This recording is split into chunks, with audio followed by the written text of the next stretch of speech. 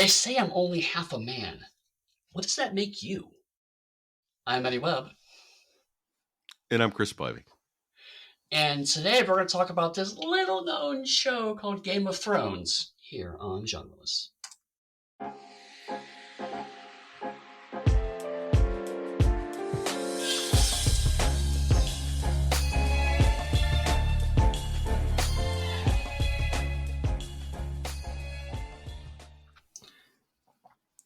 Hello, welcome to Genreless as we continue our exploration of sword and sorcery, grimdark fantasy, whatever you want to call it.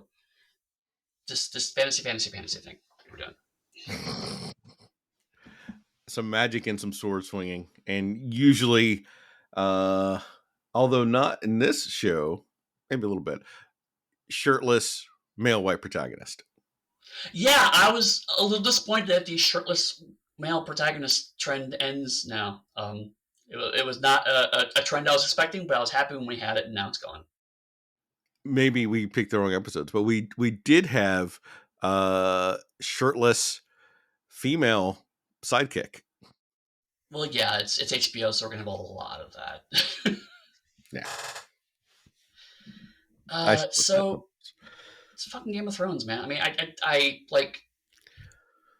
On the one hand, there's so much we could talk about, and the other hand, it's almost redundant to talk about it because like Game of Thrones was a cultural movement. It television changed after this show in a lot of ways. So it's like Star Wars, you know. I mean, it's like you can talk about it, but like a lot of stuff you talk about, most people know. And see, I don't think so. I think that we should talk about it because it is you call it a cultural touchstone, but that touchstone changes almost like per decade and how people engage and interact with it. Sure. If you've seen the first season of Game of Thrones when you first started, that is a very different cultural touchstone versus someone now whose first season of Game of Thrones is like the new one, like the House of the Dragon, the whatever, the so and so. Like that's now their Game of Thrones, and that's their touchstone versus this from when it came out. Well, I mean, I suppose. I mean, it is worth talking about kind of why it's such a huge shift. So as you saw, like we were talking about last show, it was 2008, Game of Thrones season 1, 2011. So only 3 years has changed, right? And uh, when this was being mooted and talked about, like I think Legend of Seeker was showing its first season when Game of Thrones started pre-production. And the idea of HBO doing a fantasy show was seen at the time, if I remember correctly, as just kind of a Hail Mary. HBO had kind of run through a lot of its previously established franchise shows that they had done, like The Sopranos, The Wire, stuff like that. And they had not really had a strong hit since the 90s and early 2000s. And so a lot of pundits were going, if you're doing a fantasy show, you have run out of options because, as we saw, fantasy was seen as kind of marginalized syndicated TV stuff. Well, some people almost could consider that the Legend of the Seeker passed off the sword to Game of Thrones because it ran from like 2008 to 2010, and this starts in 2011. Right. Mm-hmm. Yeah. So there's a very clear almost transition between the two. And HBO put a lot of money behind this show too. Well, I think that's generally what HBO does generally as a model. Even if you listen to people that say when they work for HBO, they gave us a bunch of money and then they left us alone and they let us do whatever it is we want to do, which works sometimes. Hence, like Sopranos and The Wire, which is fucking phenomenal, which we should probably cover The Wire. Yeah, absolutely. I love that. But I might want to cover The Wire like episode by episode all the way throughout it. But that's just me. Unlike the way streaming shows do now, and I think even HBO does it now, but like nowadays there's a lot of pretty strong constraints on the creativity of those shows. They're usually designed to fit a fair stuff market. You're right. This was kind of HBO going, listen, we know that the Lord of the Rings movie's done well. Fantasy and television has not done well. So what if we did a television show like it was on the scale of the Lord of the Rings movie? And because of our reputation of doing very adult, complicated dramas, we need to have a fantasy show that replicates that aesthetic. So Game of Thrones was a pretty logical IP to draw on because it was a vastly well selling novel series even at the time because it started in the 90s. George R. R. Martin sold those books always sold extremely well. Do we Even though need to make a joke about Martin's slow writing process, especially compared to Walter Mosley? I mean, just because it's taken him 14 years to finish, his last book, that's a choice that was made. He's still, And for anyone that doesn't it's, know, we yeah, recently talked about Walter Mosley, who generally generates 2 books a year. right. Do, do, do, do, do, do, do, do. Um, and Martin was, as I understand it, initially pretty heavily involved in the creative direction of the show, but slowly got eased out over the seasons. Um, some I people think that's also say why they got because progressively worse. right.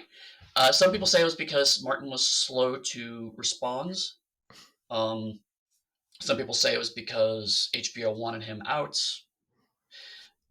Somewhere in the middle. I will say I am friends with people who used to work on the A Song of Ice and Fire tabletop RPG, and they told me that Martin, all of his contracts require him to have final say on anything involving his IP.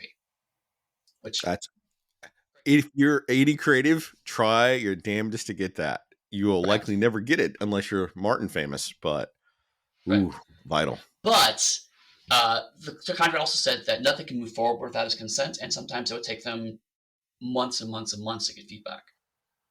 Right. So that's Have you tabletop followed RPG. Martin's We're looking at blog a or major, anything like that? huh? Did you follow Martin's like blog or anything like that in general, or some of his social media? His for a while I followed his live journal, and now I think is it still on live journal? Jesus Christ, I have it no might be. idea. I did it ages ago when I first saw the show, but even then he was like, I would use the term, what do they use? Skeeting. That rather than writing, he was watching like VHS tapes of football games from 30 years ago, and he would do that. That's the kind Right, of stuff he put out. So it's generally writer behavior, but being broadcast to the world. And if you've got a super successful show and a bunch of fans waiting on your next thing, I, as an unfamous and very poor writer, would not suggest taking that approach. But then, as I say my whole statement, look at which one of us has money in TV show. right, right. So Hence the slowness to respond, by the way, if people are looking for my tangent from that. but that actually leads to kind of why I structured the and we're going to review this a little bit differently than we usually do. Is that each season, at least the first 6, 7, maybe, basically correspond to a novel a season, and the novels are long enough that they can easily support that length. There's not much added to, especially the first few seasons. Later on, more gets added in, and it starts to deviate further from books. But at least the first 3 seasons are pretty close to the novels, and the novels are big doorstopper fantasy novels. So there's a lot there, which means that around the point where you would get to the big twist in the novel is around roughly episode 9 of each season. So I kind of went for the first 3 of those because also these were the 3 episodes that people talked about and to the degree are still talking about. These are some of the biggest events that became so. These are the kinds of things like they would make fun of on Saturday Night Live. They would talk about in the newspapers. These contained all the big events of them. But because of the nature of the show, it has. I know the audiobook has the Guinness World Record for the most characters portrayed by a single actor, because the audiobook narrator played like 230 some characters. So there are a lot of characters and a lot of plot lines in these shows, with one exception. One episode that we're going to watch actually covers just one event. So I'm not going to go.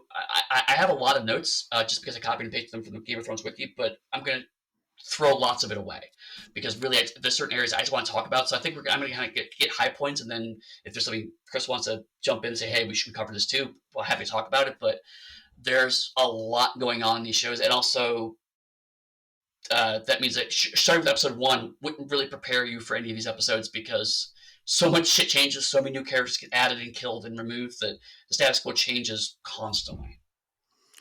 See, I think so. I'm having two trains of thought. I'm gonna come back to one in a minute, but part of the momentum of seeing these episode nines is based on having seen the previous episodes beforehand.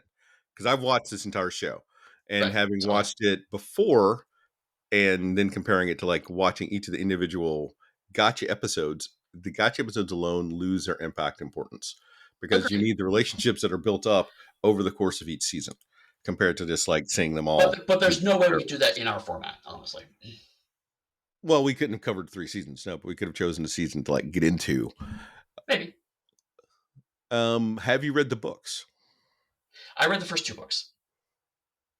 How different are the books from the show? I have not read the books. I've owned the first book 4 times, but I've lost it 2 times in Iraq, and the other 2 times something else happened to it.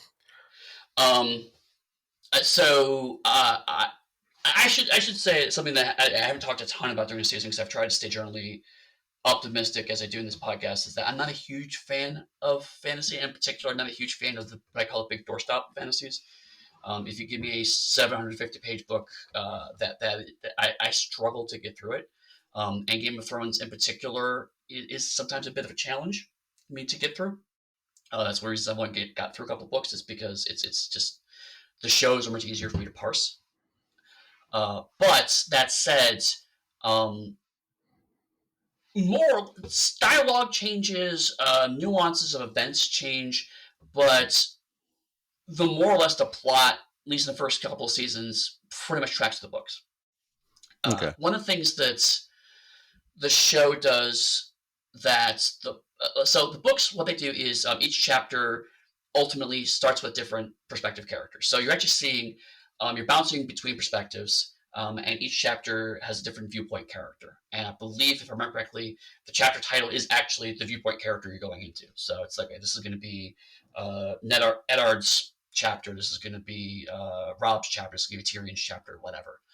Um, and so they go chapter by chapter and generally try to bounce between at a very high level the Starks, the Lannisters, and then somebody else. It is so they try not to put like 2 Stark chapters next to each other unless there's a strong reason, so on and so forth.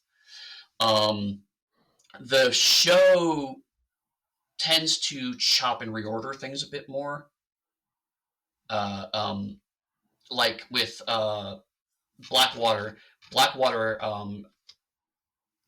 which is in novel 2, it's all one event, but the chapters keep changing between different viewpoint characters during the battle, as opposed to changing between different storylines. Uh, so that they just shot it like a straightforward episode for that one. But most of the times, like we watch episodes for seasons 1 and 3, are more typical, which is that they tend to take a chapter and divide it usually into a couple different scenes, and then splice those scenes with other scenes. So the cutting is faster, and then you can go back and forth between what would be 2 or 3 chapters, kind of just bounce between the events of those 3 chapters, then go to the next chunk of chapters and bounce between those. Okay. Which means sometimes they have to occasionally move an event up or down to make more sense. Like I think some of the stuff with the wolves happens a bit later in the TV series, it happens earlier in the books, stuff like that. But they wanted to kind of get the wolf stuff kind of where the Stark kids find the wolves, kind of put that stuff a little closer together in the show, so it makes more visual sense. But I think that it's a little more spread out in the book, stuff like that. I mean, this is just my memory, and it's been a long time, but there are some pacing differences, and for my tastes, while watching Game of Thrones, there's certainly been like, wow, an hour happens and the plot didn't move all that much. At least there's a intensity in the show that the book sometimes struggles with. So the book, it's like I read 200 pages and not much has happened. Feels different than I watched an hour of television, not much happened. So it's a different vibe reading it and not. How do I want to phrase it? It's a different vibe reading it and avoiding boredom than it is compared to reading, say, the Silmarillion and trying to avoid boredom. Well, right, because the Silmarillion is basically a fictional encyclopedia. I have never read the Silmarillion. Neither have I, and I've tried like 12 times. When you say that each chapter is named after a character, so it goes like Ned, Tyrion, so and so. But then Okay. when you come back to Ned, is it Ned again, or is it like Ned at the Watchtower, Ned without a head? Yes, the whole chapter when he's dead. No,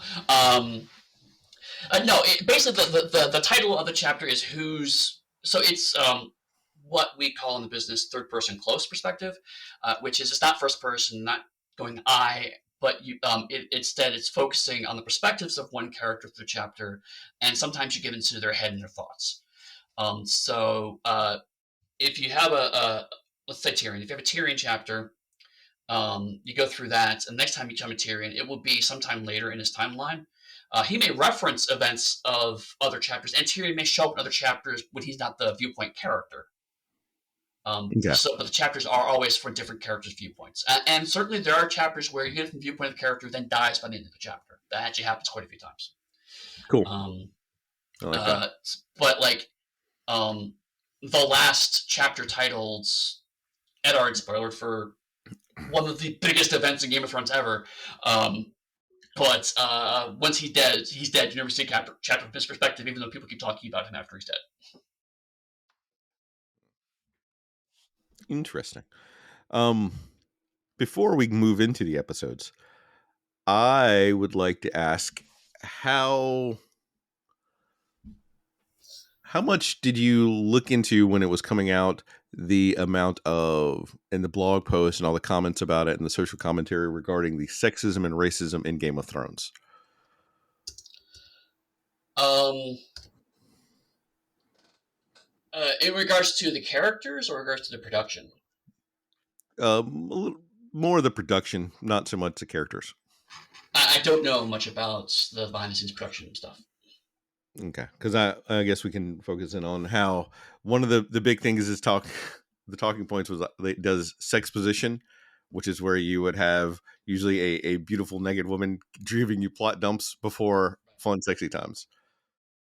Right. I will say actually that's a good point. I did mention that a lot of these sex scenes and nudity were added by HBO, and in fact mandated by HBO. In so one thing I'm going to cover is when I just Sansa she gets raped by the king. In the novel, it's just implied, whereas in the show we actually see that happen. And that's one of the HBOification of fantasy, if you will. That's something that changed after 2011. There were a lot of shows after that tried to chase that, and they assumed it was the nudity and the coarseness of language that was what people were tuning in for, and it's not entirely incorrect. But a lot of that, Martin tended to write more towards as it's a fictional history of things that actually happened. So he tended to be slightly more chaste about it. I mean, he was still blunt and coarse when he needed to be, but those are a little more tactical and whatnot. Whereas in the show, it's a bit more exploitative. Are you saying that Martin fell between the Tolkien and the Howard of it? Yeah, actually, yeah, it's a pretty good way of putting it. Look at that, full of fantasy knowledge because I started ramping up for this podcast. So probably somewhere around Moorcock, although not nearly as bizarre and Really? interesting. I think Moorcock's a little as a huge Elric of Melderborn fan because of all the isms and craziness. Fair. And I mostly read Corum. ridiculousness associated with it. Corum's a bit more chaste, I suppose. Yeah. Whew. Okay. I guess I'll be the one that brings this up. The white savior narrative that's in the television show. Oh, right, yes. And it's bad. The depiction of race is bad. The lack of my black characters is fucking astonishing in this series. And I heard they even like race flipped one or two characters to be black, and then they killed them in the show, but in the books their characters lived on. So I don't know how I want to approach racism for Game of Thrones. I've heard Right. Martin talk about it, and Martin is great at like walking all the way around the question without really answering or addressing the question. I watched multiple interviews with him because I wanted to get his take on it, and all he could really come down to is that the show is different than the books, and then a huge expositional history about other stuff that's not relevant to the question.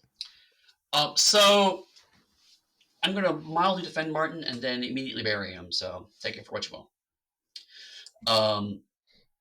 In the books, he doesn't spend a ton of time talking about the character's skin color or race. He's much more up into the fantasy kingdoms and whatnot.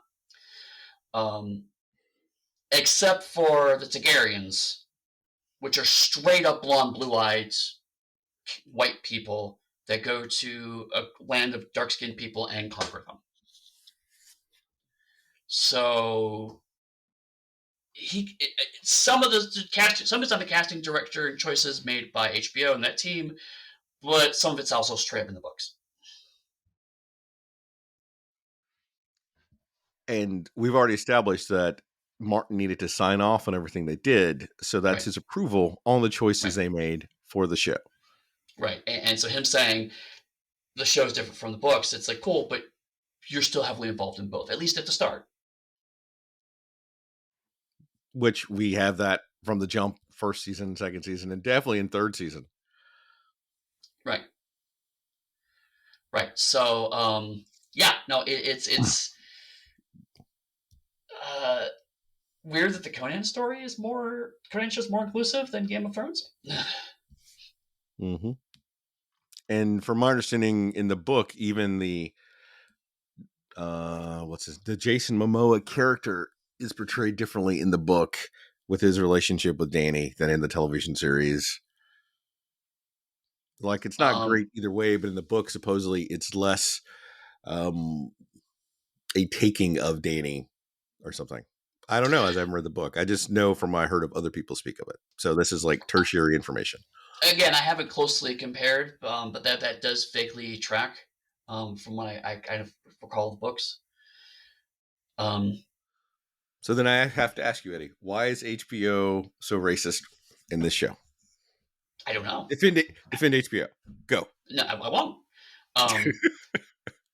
What is to counterpoint that a little bit is Peter Dinklage, right? Tyrion is much more of a villain, and his disability is much more played for laughs in the original books. He's meant to be much more of a Quasimodo figure in the books, and so when they got the show together, there's no audition. They just straight up hired Peter Dinklage. And he's been nominated for Outstanding Supporting Actor 8 times. He's won 4 times, 5 times. But no other actor's been nominated for the same role that many times or won that many times. Peter Dinklage is by and far one of the outstanding characters and actors in this show. And if you watch the first season, I don't think anybody expected that to happen. So later seasons kind of get rewritten to include him more, and he gets more chances to take back agencies on the jokes at his expense. But that is not how it is early on. So that's one of the, and so it leads to this kind of weird trend of not only shirtless men, but also little people getting relatively heroic or at least prominent roles in these kinds of shows, because we saw the same thing in the Conan show, for example. Willow, we haven't covered, but Willow is another show that puts these kind of people into prominent protagonist roles. You mentioned Willow. We can't cover Willow because Disney removed it from existence. Right. Because we were going to cover Willow, and Disney said no. Yeah. Right. Welcome to the age of streaming, where the media you love will disappear at a moment's notice, and you have no say in it. And I agree, Peter Dinklage is exceptional, but Peter Dinklage is also just an exceptional actor. But I'm asking more specifically about the racial issues with Game of Thrones. Right. My point, I like I said before, I can't excuse it. I'm not going to defend it. My point is that uh, uh, on the ableism side, uh, Peter Dinklage is pointed to and says, "Look, we're so you know positive and supportive of this," and it's like, yes, but then the rest of the show also throws still people under the bus on a really regular basis. So it's also pretty damn ableist as well. And it's just like, oh yeah, but Peter Dinklage. It's like, yes, because Peter Dinklage is an amazing actor. That shouldn't be your excuse. That should be Peter Dinklage is an amazing actor. And the fact that that was used as a talking point doesn't elevate your show. It diminishes Peter Dinklage.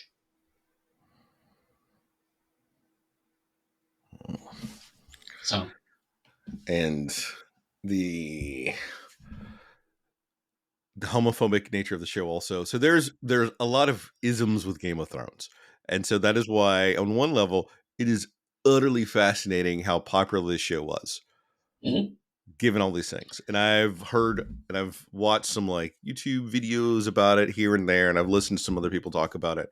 And some of them were marginalized creators, some of them were like not marginalized creators, and all of them, regardless of all their thoughts and criticisms for the show, gave it a lot of kudos for the first 4 seasons.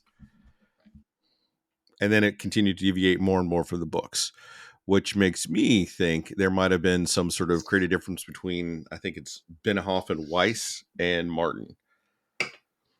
Right.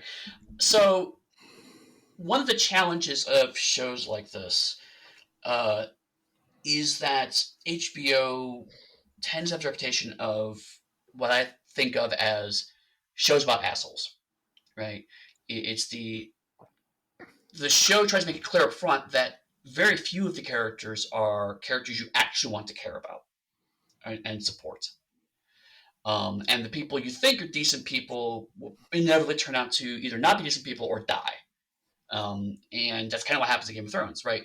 But that what happens is that then that becomes the defense of like, well, we're not isms; these characters are isms. But that's not entirely true because, like to your point, the characters aren't making the casting choices.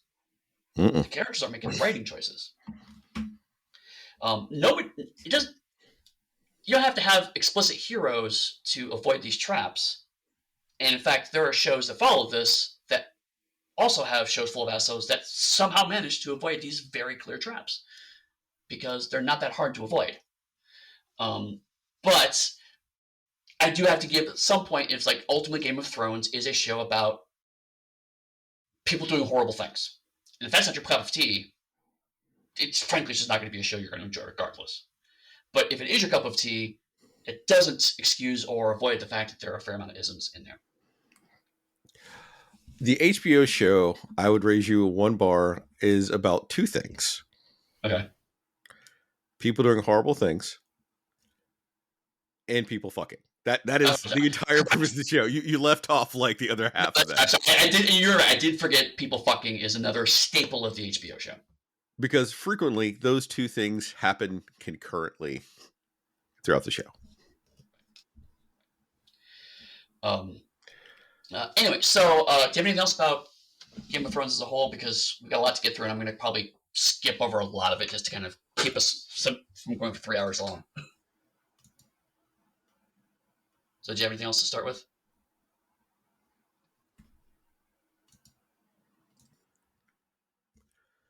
So I guess we should get into it probably because you want to, because I could go down a huge rabbit hole that I am prone to, as is my innate nature for rabbit holes. Okay, so yeah, I have notes from the Game of Thrones wiki, but again, there's so much that happens in these. I'm going to kind of just hit high points in each episode, and then Chris, if there's something you want to talk about, we can bounce back. Because I have massive amounts of notes here, but I'm not going to read much of them. We'll start with season 1, episode 9, Baelor.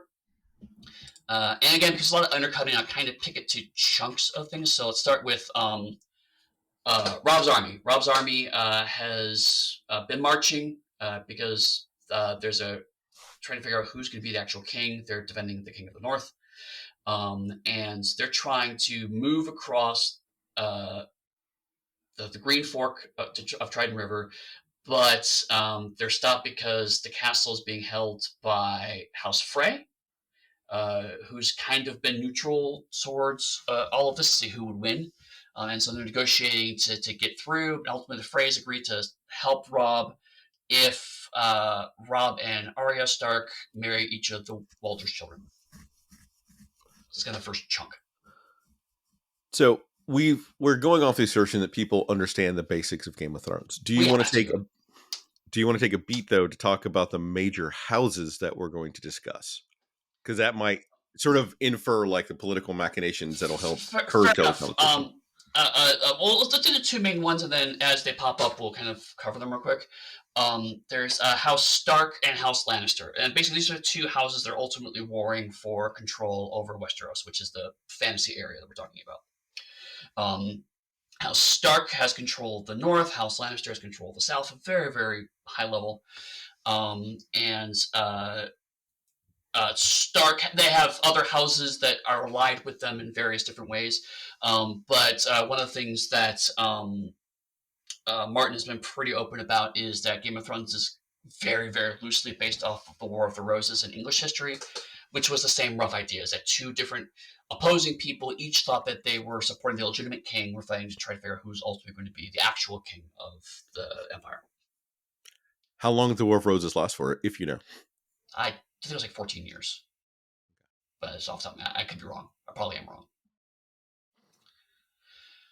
But anyway, so right now we're following House Stark, and Robb is one of the kids of Eddard Stark, who is the king of the north, and he's marching his army, and so they're trying to negotiate with House Frey. And his mother is doing the negotiation. Do you have anything on this part? Not especially. It's just about the opening scene, if I remember right. And it was all right. I do like the casting for members of House Stark. And as a total side tangent, for the world, I love Martin's usage of Snow as a last name for like illegitimate noble children. I think that's an interesting conceit to add in. Martin is fantastic at world building. I will certainly give him that. Everything feels very. One of the things I like about Game of Thrones is that it's definitely a world that feels lived in. Everything that happens, it doesn't feel like it came out of nowhere. It feels like something evolved or came to this place. So even the relationships between houses, it's because this generation ago these two people are fought and now we're at war or whatever. Everything feels like it is a natural outgrowth of things that happened before that we aren't privy to. So we're kind of dropped in the middle of a pre-existing history that's completely fictional. So I've always liked that element of Game of Thrones. My frustration with the novels is that Martin also really loves that part and kind of goes on a bit about it. This TV show, by its nature, has to kind of cut through the exposition, and I think that's to the show's benefit. Having had a beat, I want to touch on the fact that Caitlin, even though it's her father, having the opportunity to be a lead in like the negotiating piece of this is interesting, giving one of the underlying currents of the show is that women don't get to be in charge or in leadership positions. Right. Until they do.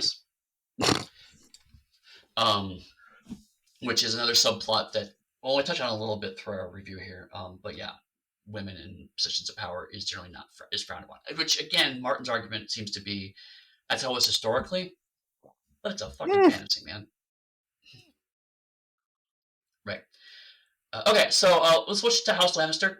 Lannister armies are also preparing for battle, and basically, the Lannisters. We're going to primarily follow Tyrion Lannister, who is one of the sons of Tywin Lannister, who is the person that is leading the Lannister armies. And Tyrion is generally seen as the other son. Jaime is the son that everyone thinks is going to become in charge.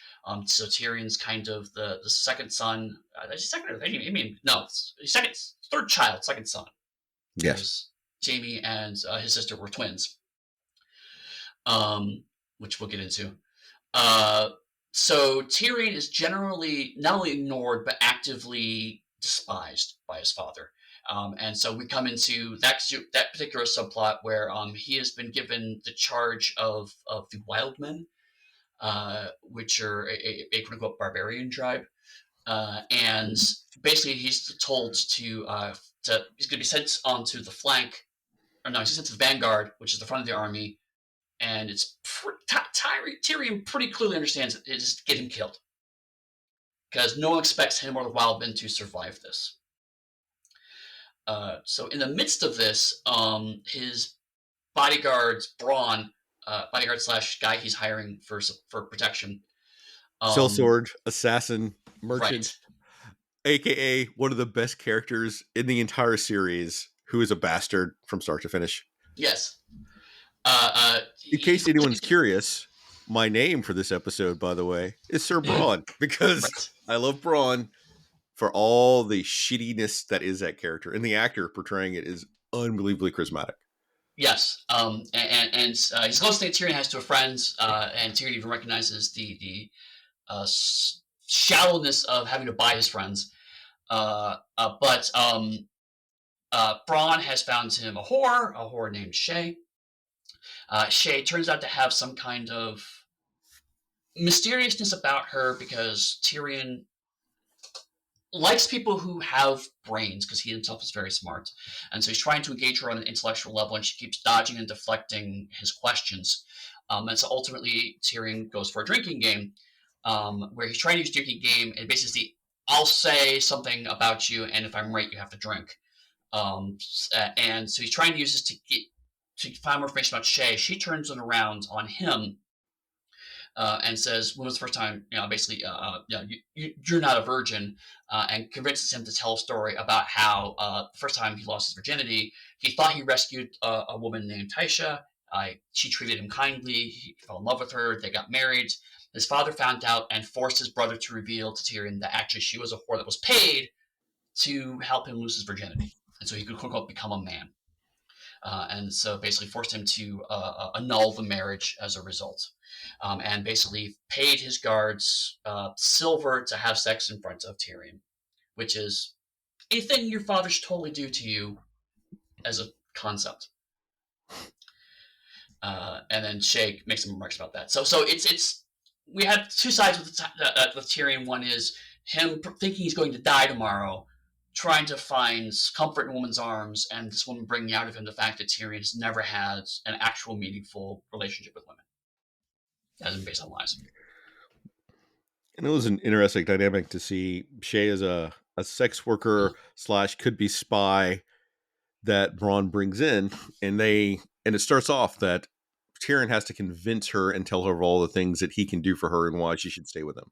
So you already have his character, as brilliant as he is, in overly confident, projecting overconfidence, but at the same time being undercut by insecurities and trying to like buy his way into friendships, which was a nice touch for the character because I've enjoyed Peter Dinklage from like the station agent when I think I first saw him onward. Right. And having him the opportunity to like to show off his skills is always fun for me. But the fact that he plays the game that you're talking about between Braun, Shay, and himself, and Braun's playing as like peers and buddies, and Shay, you can tell from the start, isn't doing that. And she's already established a power play over Tyrion, and Tyrion has to come to realize that throughout the course of their relationship. Right. One of the things, so Tyrion's kind of whole shtick, particularly in the books, is that ultimately he's a manipulator. He's a social guy, he's a politician who happens to be stuck in a warrior family. So he cannot be a warrior, and this is the only skill set he has to try to gain power for himself. And spoiler for the entire series, but that's actually what saves him time and time again. He frequently jokes about his tongue. And so one of the things that the book kind of mentions that he's very witty as a result. He's very quick to make fun of himself and other people. That's where the quote comes from, is people keep calling him half man. And it's like, if I'm a half man and I'm charging into battle, what does that make you? What Peter Dinklage brings to it is that it's pretty clear if you're watching the performance that Tyrion does that as a defense mechanism. It reminds me of, I don't know if you've ever seen the movie 9 Mile, the Eminem movie, which is a hell of a segue. Um, A lifetime uh, ago, I saw it. yes, but the big twist of that is he's in a rap battle with someone, and he starts the rap battle by going through all the shit that his opponents could say about him. Um, because Eminem's basically saying is, I'm going to make fun of myself. Here's all things that I know that bad about me. You have no ammunition left. And so Tyrion's kind of doing the same thing, is in the sense of, I know what I look like. I know who I am. So nothing you can say hurts me. But it's pretty clear the way he does it is that it actually really does hurt him on a very deep level. But he cannot show weakness.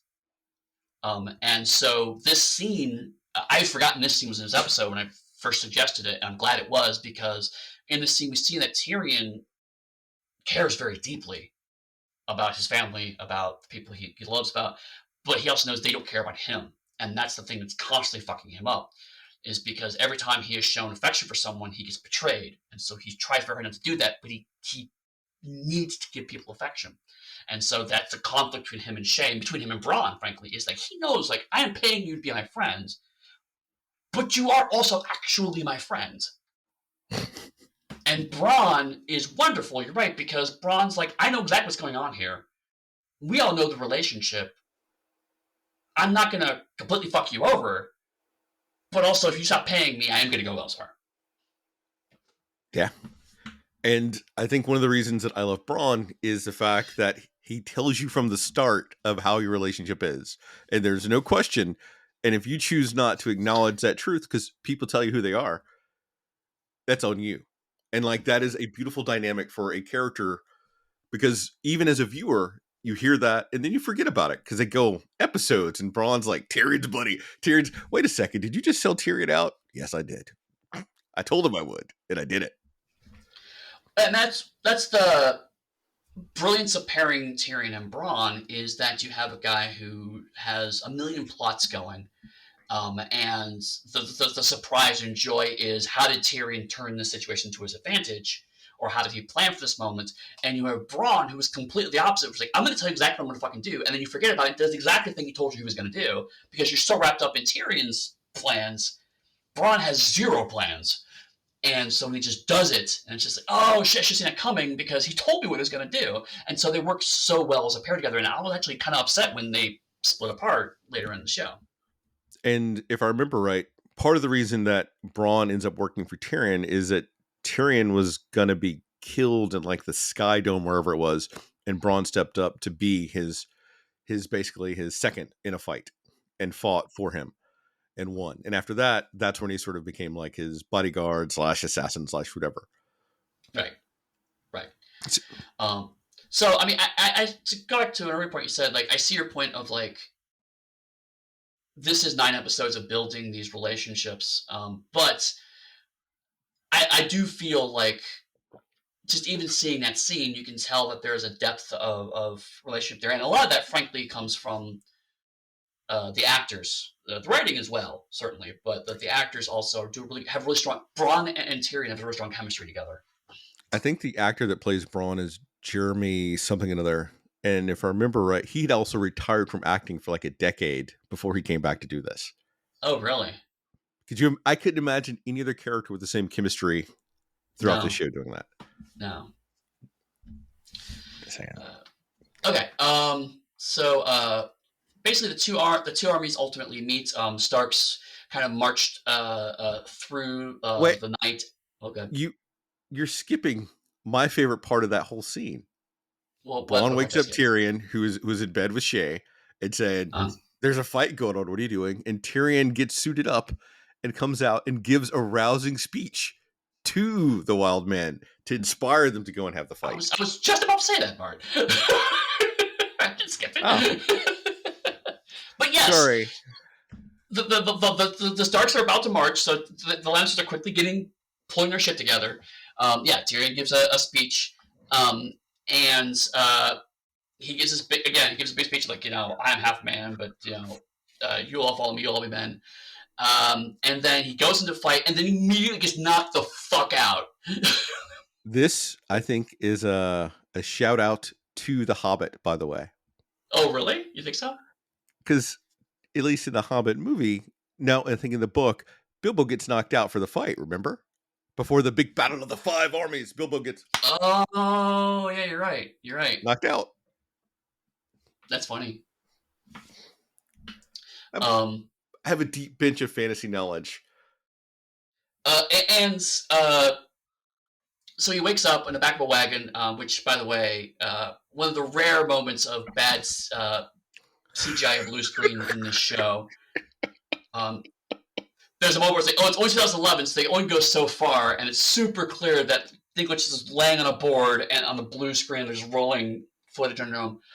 I had a flashback to Gladiator with Russell Crowe as he was yeah. It's like oh, it's one of the few fights that haven't aged well. But it's hilarious because like yeah, he's knocked out. He wakes up and Bron's like, yeah, battle's over, we won. But turns out it was all diversion. So, and that's one thing that I do like about the pacing of this show, is that everything kind of comes at a cost, right? So it's like Tyrion got a chance to show that his Wildman offensive was actually valid, but the whole thing was diversion, so his dad could easily wave it off and say, well, it's just diversion. There's no reason why you got anywhere. So it's every step comes with a cost of something, which is nice. Caitlin and are waiting in the woods, and they find that Robb has returned with victory, and they've actually captured Sir Jaime. Again, we don't really see the battle. He just comes back with Sir Jaime, which is the other Lannister son. And James Ar's been destroyed. And basically, he's like, you and I can just fight this out now, end this whole war. And Robb's like, no, you're staying here. And so Robb's all upset about how many people have died, and that he gives a speech about how this battle's been won with the war far from over. So kind of showing that Robb has cares about the fate of his people and is very much kind of following in the steps of Eddard, whereas Jaime's just much more about power and control. And it's also acknowledgement of Jaime's superior skill. But this scene also, if you'd seen some of the earlier ones, shows the difference between Robb and Ned. Because Ned would have accepted the fight with Jaime. Because that is what a knightly knight should have done. And so that's what Ned is more traditionally would have done. And would probably have died because Jaime, aka the Kingslayer, is probably the best swordsman I think they have in Westeros. Mm-hmm. Right.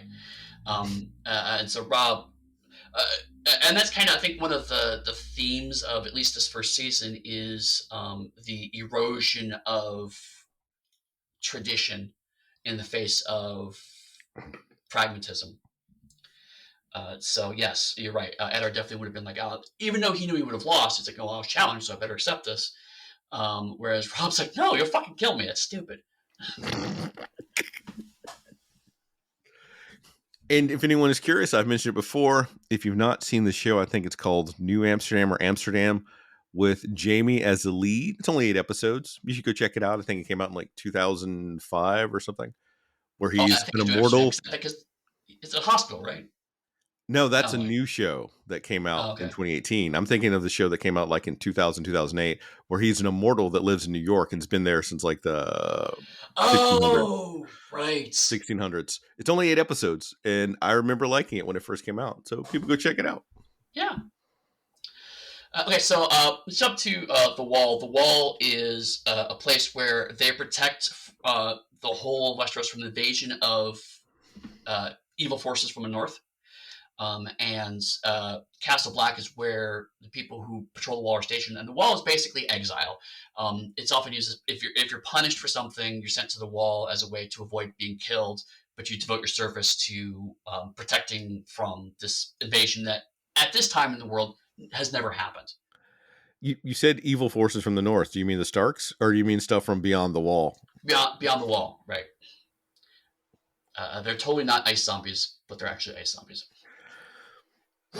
And so Jon Snow, who is one of the bastard Stark offspring you mentioned, because Snow is the last name for bastards.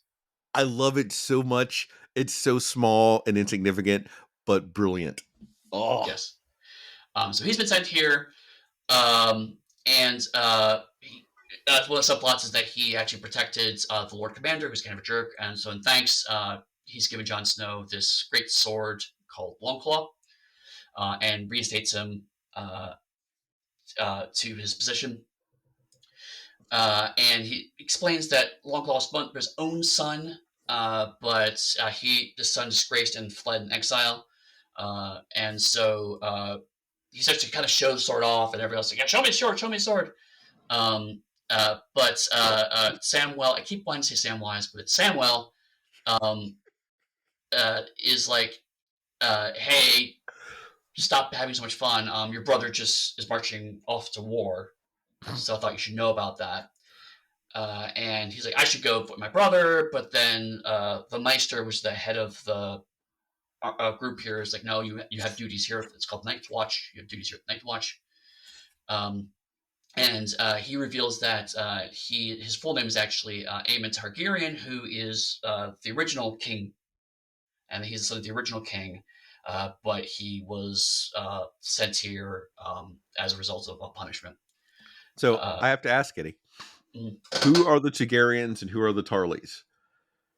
The Targaryens were the original king that was killed. That hence where Jaime got the title Kingslayers, because he killed the original Targaryen king. I don't remember the Tullys.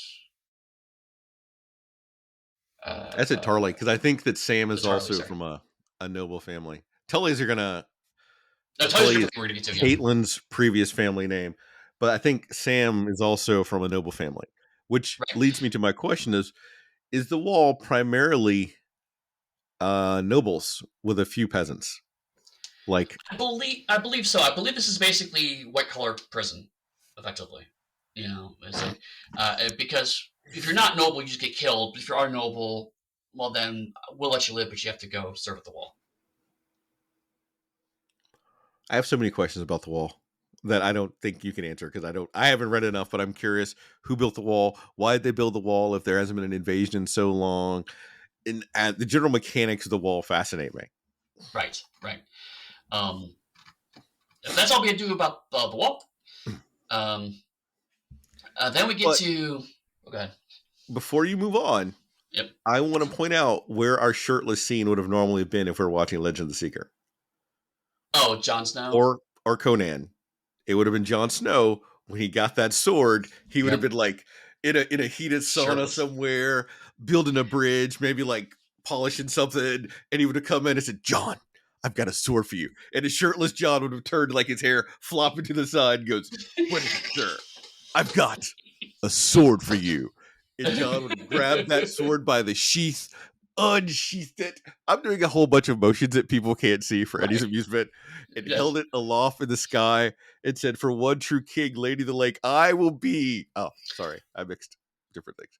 But it would have been Jon Snow with a sword as our shirtless protagonist. I have the power. Okay. Um, not to you And know. if people recognize Jon Snow from Marvel, he's the Black Knight. Yes. Although that subplot seems to have gone nowhere, and that makes me sad. Anyway, so speaking of Targaryens, one of the Targaryen descendants, Daenerys, has been gone far to the east. I hate this plot so much.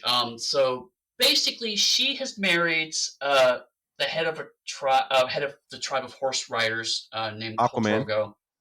Totally Aquaman. Um, and they're known as the Dothraki. And he's ill. He's sick. He's fallen off his horse, and so basically, the rest of the Dothraki are like, he's done. He's out. We're gonna kill him, and since you're his wife, we're gonna kill you, and someone else can take control. Uh, They didn't say they were going to kill her. they heavily implied they were gonna kill her. They said she was nothing. You could take that to be likely death, but still, they didn't say they're going to kill her. Right. Um, uh, Also, they don't speak the common language, so they're frequently saying things that we as the audience are filled in. Occasionally, no subtitle, but not always. She is coming with her knights, Quotho, who's kind of sworn himself to protect her because he sees her as the uncrowned queen, which is the whole reason why they're in the East, is try to get an army to come back and reclaim her throne. He's also creepily in love with her. Yes, even though he's like 50 years older than her. Creepily. Like I don't mind generally age differences between characters, but if you were, I think, almost there from when that person was like 5 years old until they became Yeah, an adult, and you're yeah. that I gives saw me you the in your heebie-jeebies. diapers, and now I want to fuck you. Yeah, no, I'm good. That's my So anyway, predictions. long story short, they find a witch, and the witch promises to heal him / keep him alive, and they do that by putting a demon in him. And everyone's like, "Don't put the demon in him," and she's like, "No, I'm totally putting the demon in him." And then Clotho defends her when they try to kill her, and during all this, she's also pregnant, and so she goes into labor. But none of the Dothraki midwives will help her because she's cursed because she summoned a demon. And they take her into the tent where the demon's being summoned, and that's the end of that scene for this episode. Yep, I that have happened. never liked any of the Dothraki stuff. Why? Because it's done horribly, and sometimes it's just no. I'm not even gonna get into it. I will point out though that this is one of the few shows that shows you how important armor is. I'll give it that as a perk. True. One thing I will say for the Dothraki scenes is because they're in a desert. The fact that people are scantily clad is frequently no, it's because of heat management and how the horse lords adapt their fighting style to their environments is actually interesting.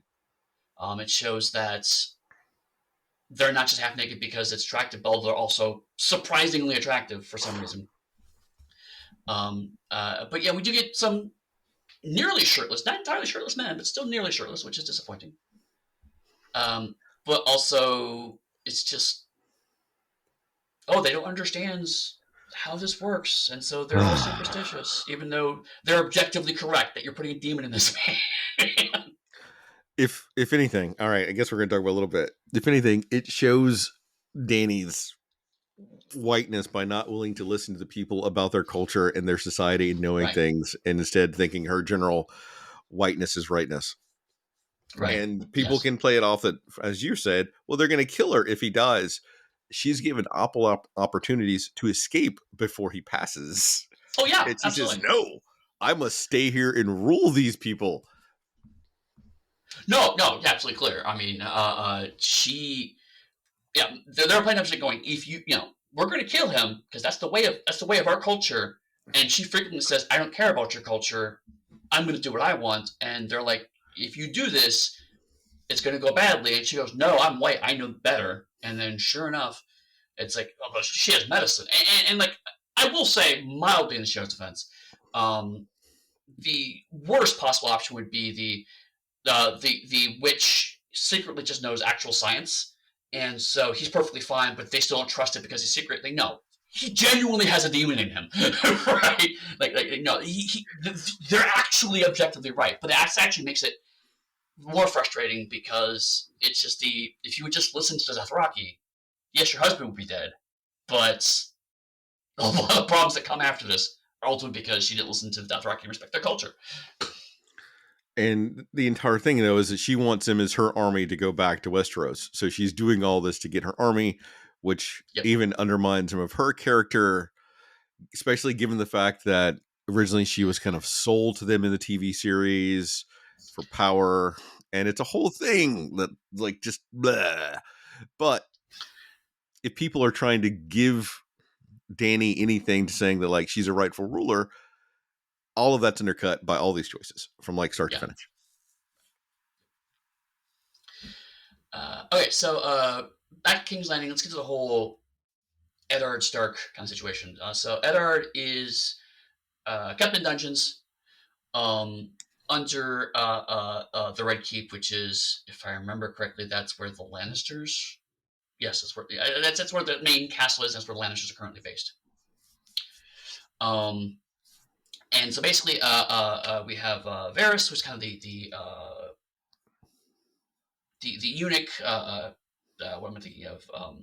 Advisor for them. And he tries to say, hey, your daughter begged for your release, and it's going to be fine. The queen's really more worried about Robb and about Stannis. So just confess to treason and you'll be let off. And Eddard... Side note for anyone that's listening to us, never confess to treason.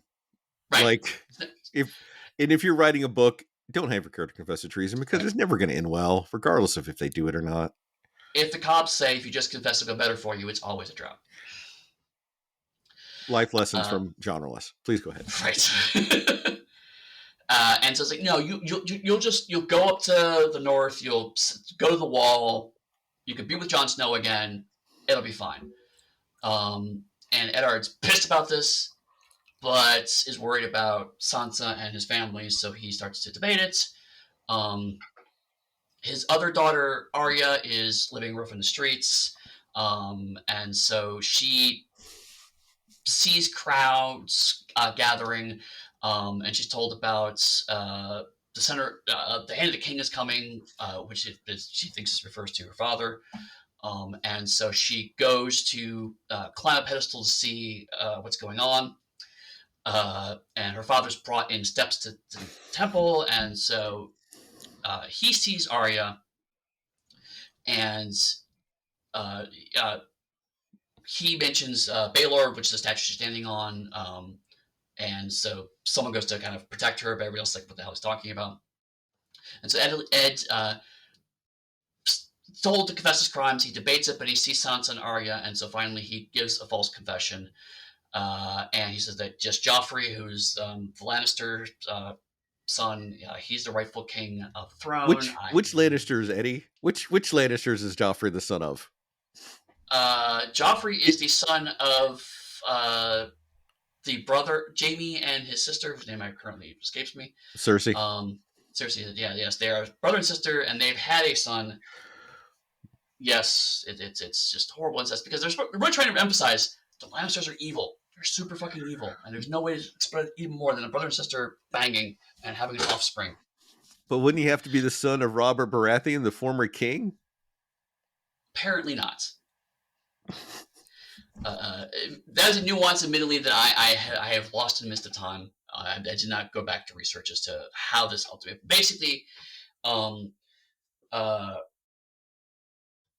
I understand it, Eddard was up against Joffrey, and by admitting that he committed treason, he therefore validates Joffrey's reign as the actual king, when he was actually trying to defend the original king who died. And so like the Grand Maester and Cersei are like, they got all planned. It's like, great, he's confessed.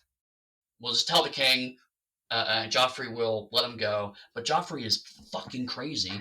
In case it's not clear, you find out throughout the show, Joffrey's fucking crazy.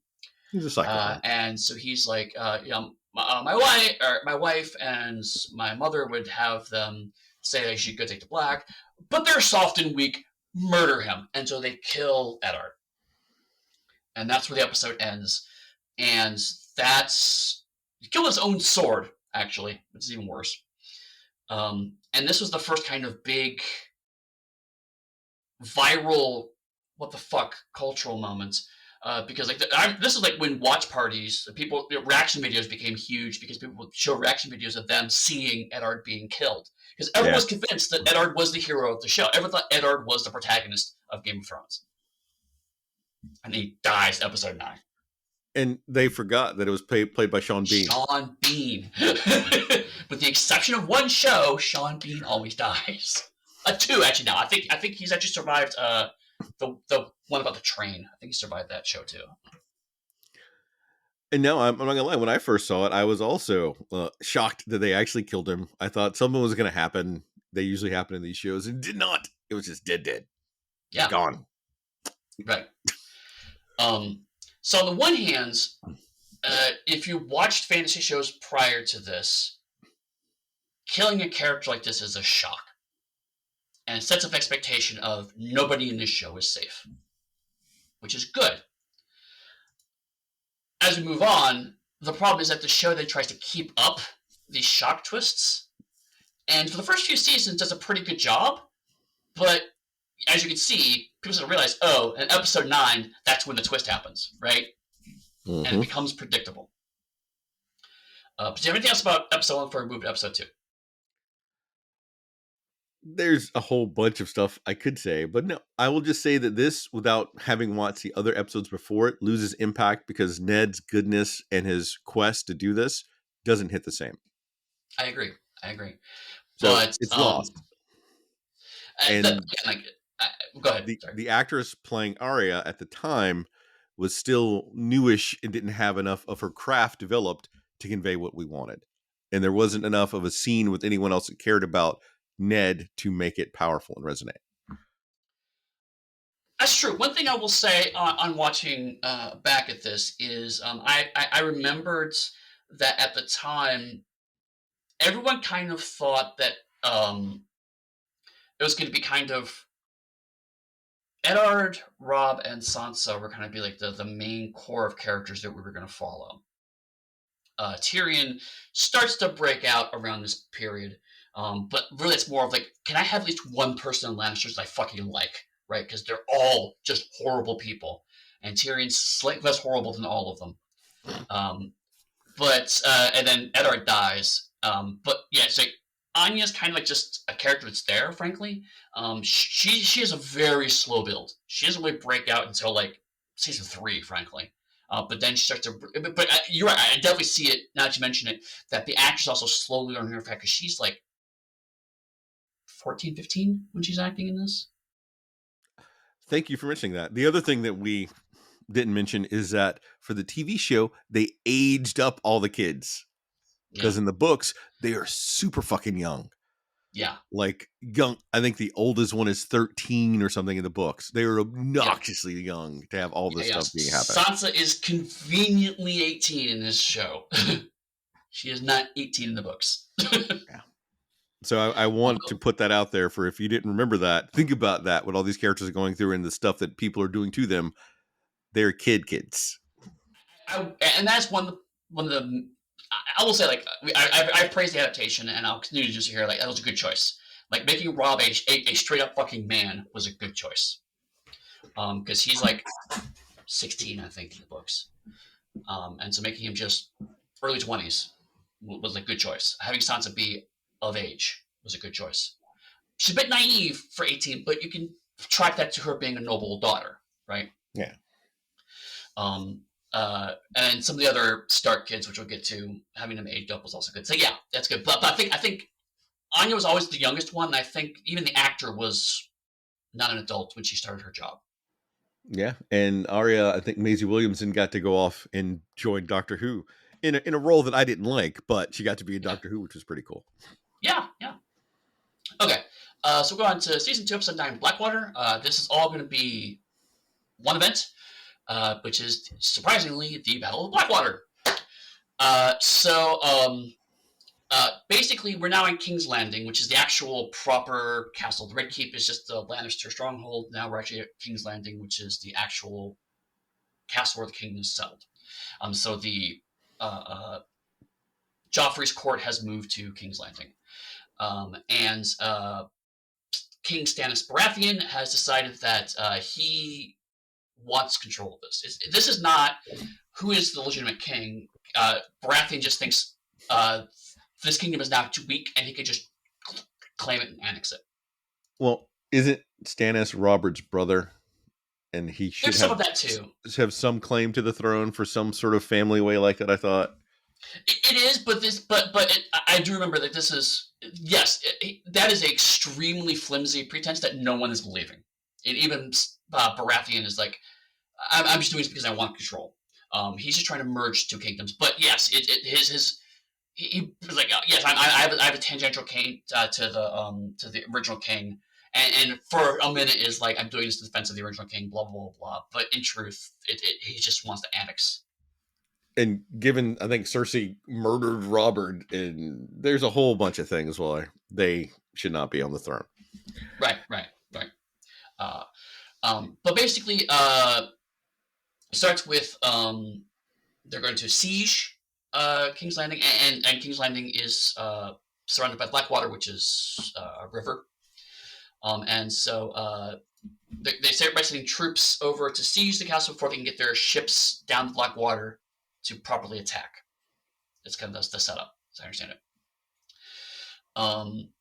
And so Tyrion is now the King's Hand. And this is the King's Hand, by the way, is basically the head of the army.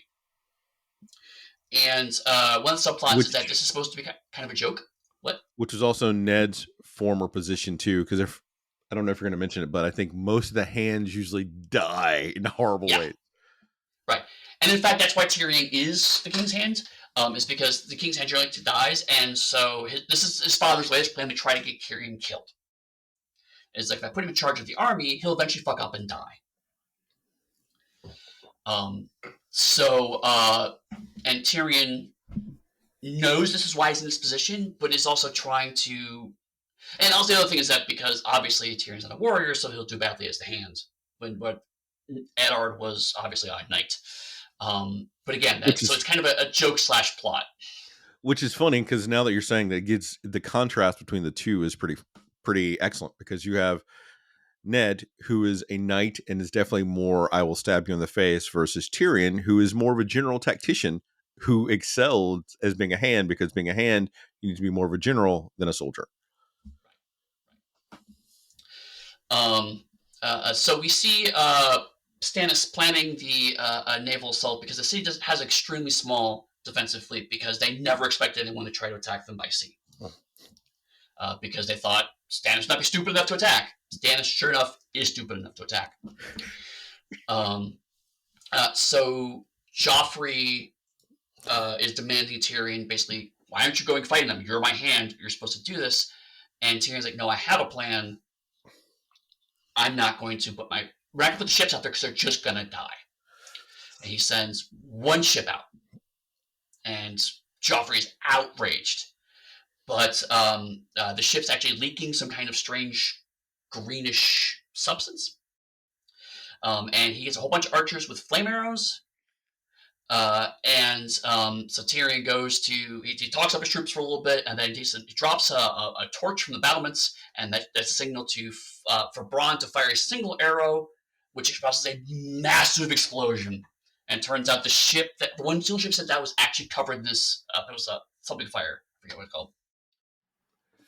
Let's just call it Alchemist Fire, because in Conan we learned that Alchemist Fire is a be all end all of all fantasy. Right. Game of Thrones reinforced Alchemist Fire is that. Right. It's this iteration of Greek fire, right? Yeah, or which is basically just explosive. So it's liquid explosive, and it just devastates the fleet. It destroys the ship of Davos Seaworth, who is the head of the Navy, kills Davos' son, which is a subplot we won't get to, but leads elsewhere. And so Stannis gets his men out of the water and puts them on boats and just sends them directly to the walls. And Tyrion...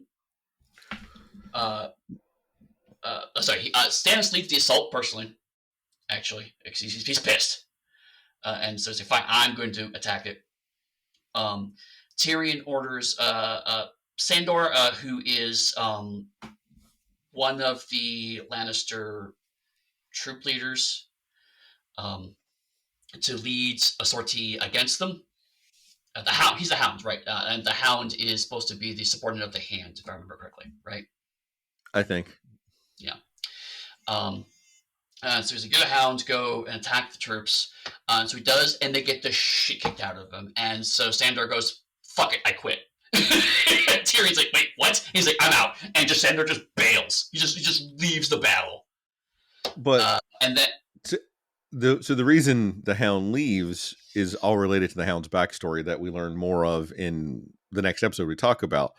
But it's because he was burned by fire, and there's fire all over the battlefield that Tyrion has initiated. So that's why you have the Hound break. Because before this, we had this great scene between Bronn and the Hound in a brothel where they're about to definitely go to swords with it, and they were so close. And you have Bronn save the Hound and like give him a sly wink and you get the Hound fights a little bit, and then overwhelmed by the flames and the fire, and starts walking back, which is a nice thing to see. And when the Hound walks back, that's when all the troops start falling back. Yep. And so what's happening here is, and something frankly you don't see very often in these kinds of big battle pieces for fantasy things, is that you see complex character work happening inside of a fight. Which is the reason why I relate to this episode, is because you're right. Braun and the Hound don't like each other, but because they're working together, they work together until, like you said, you're right, start of a fire. And this is all happening in front of Joffrey. And so Tyrion, Joffrey's trying to tell Tyrion, control your troops. Tyrion's trying to literally tell the Hound to do his job. And the Hound says, quote, fuck the Kingsguard, fuck the city, fuck the king, and leaves. Because there isn't anyone there that could stop the Hound. I love Braun, but the Hound could kill Braun. Right, and that's the thing, they're all terrified of Sandor. But he's also just unequivocally treasonous. And so Tyrion, because he's fantastic, is like, okay, well, the king should lead the troops into battle. And at this point, Joffrey's debating it. Joffrey, just, I don't want to say credit, to his manipulations, like, maybe I will do that. But then another person comes and is like, the queen wants you to go back to see her. And he's like, I gotta go see my mom, bye, and just leaves. And the morale of the army collapses.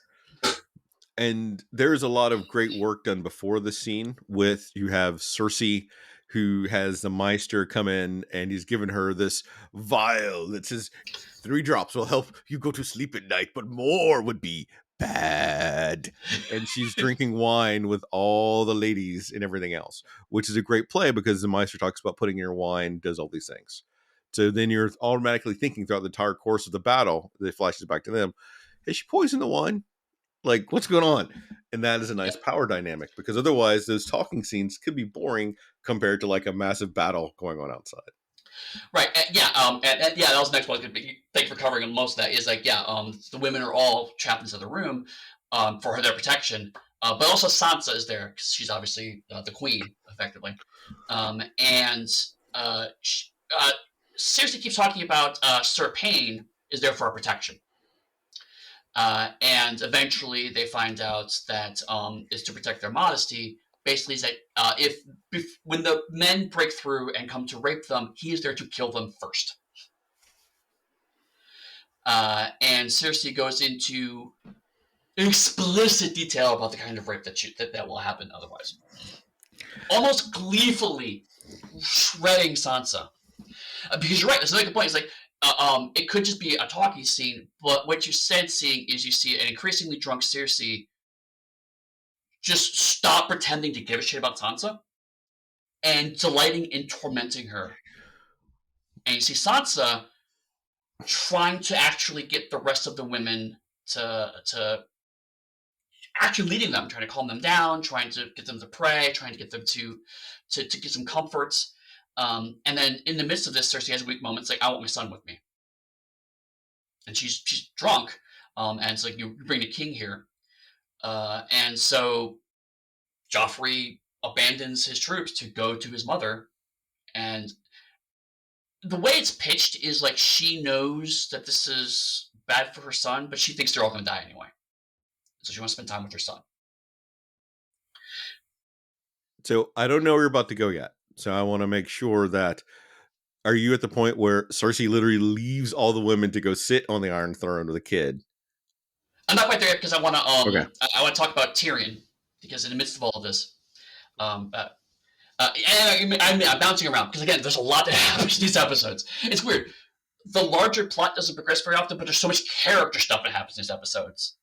These episodes are very dense, but they're mostly character work, which is one of the things I like about the show.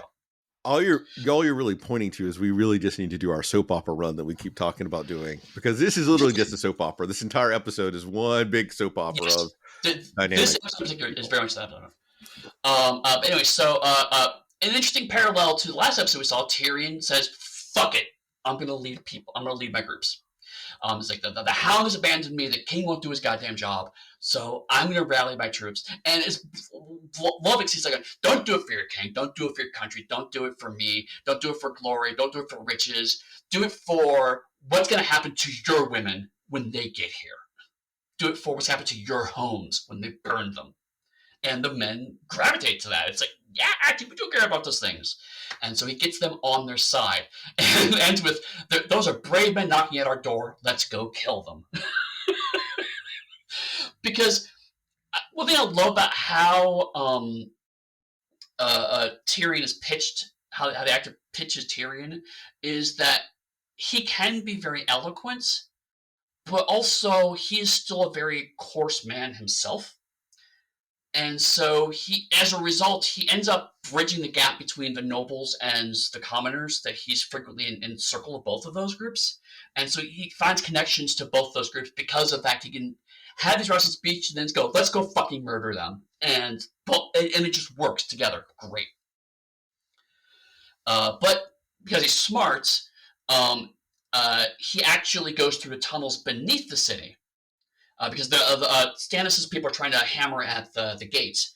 And so it takes them through the tunnels to pop up behind them so he can attack the people attacking at the gate from behind. And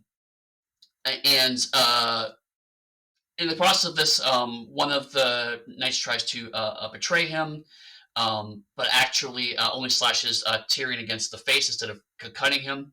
And then Tyrion has a squire. We have lots of to cover here. The squire actually kills him, and so Tyrion's basically don't dismiss Podrick. Step it up. Podrick is my like 8th favorite character because he's a nobody that does some great stuff. And then, if I remember right, also betrays Tyrion because Tyrion treats him like shit. But no, I'm just glossing over it because there are a lot of characters in the show, right? Again, very soap opera.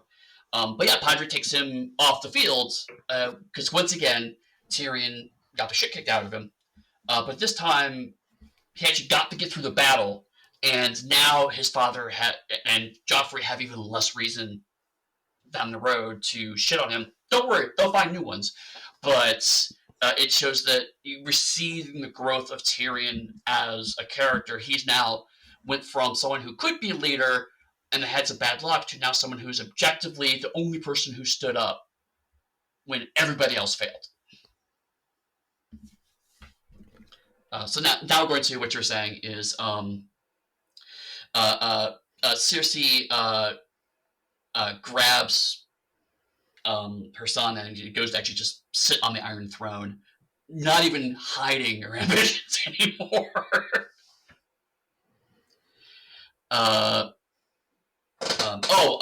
Sorry. In the midst of all this, as she abandons Sansa, the Hound goes to get Sansa and it's like, "We're going. I'm taking you." That's because Shae made Sansa leave and had her own, and Sansa was concerned about Shae, who shows she has her own protection. So Shae gets Sansa out because Shae is still with Tyrion, and I think she was tasked by Tyrion to protect Sansa, which she does.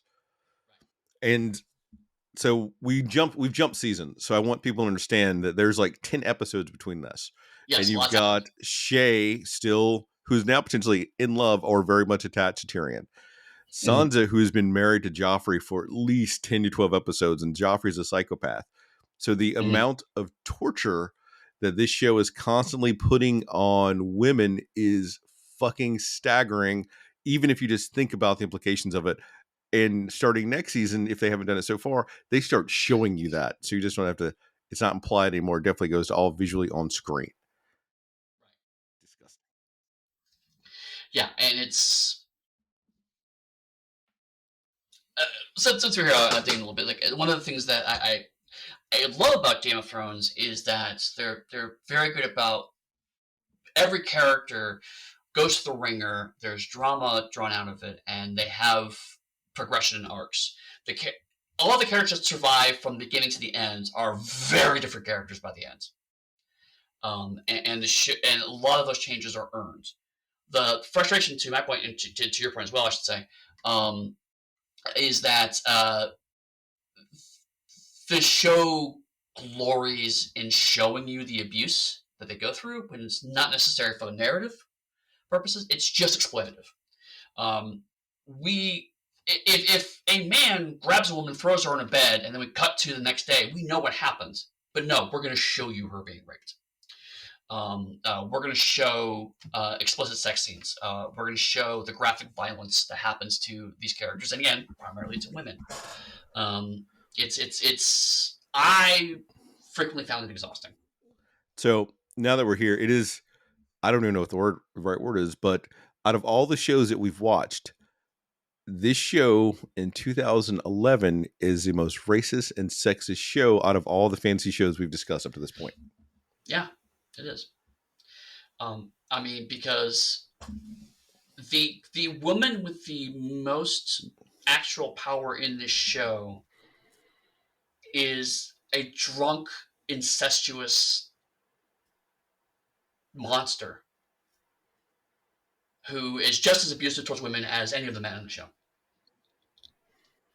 Mm-hmm. So yeah, it's.